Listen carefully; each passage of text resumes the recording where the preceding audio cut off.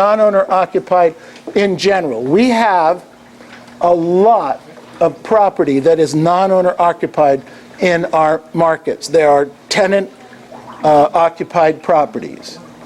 A lot of these owners, for myself included, I own property that truthfully I haven't driven by in years. I haven't seen in years. I don't know what it looks like. It would be really great, it is great, when an agent calls me up and says, hey, are you doing anything with your property? No, I wasn't planning on doing anything. Have you seen it lately? No, I haven't. Well, I just went by the property. I took a picture. Why don't I email it to you? That's a great service. Simple, no cost.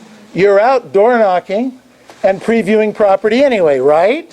What if you took a picture and sent it to the guy? Now, maybe you don't have his email address, but when you call them and you get the information, you get their email address. I give you this, you get that. Does that make sense? Yeah. Okay. There are services and things to get phone numbers, but you can get them from the tenants.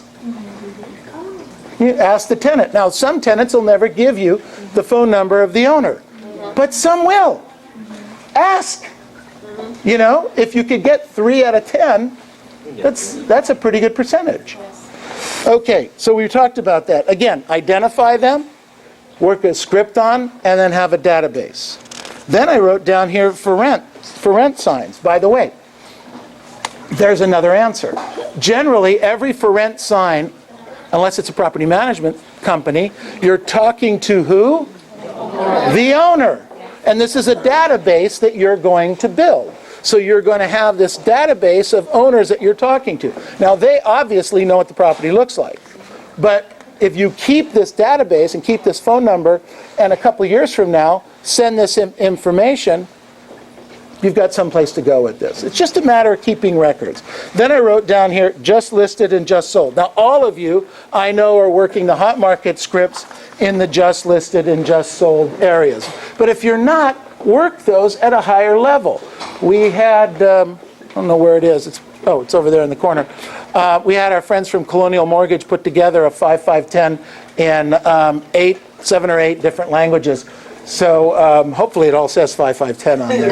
Because some of the languages I don't know. But thank you very much. I appreciate it very, very much. But do a 5510. Go see 5 previews. Go see 5 expireds. And door knock 10 around it. And do that on a very regular basis.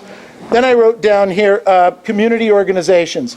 Be visible but not invisible. We're part of charities. We're part of service organizations. We're part of the Chamber of Commerce. Do those kind of services.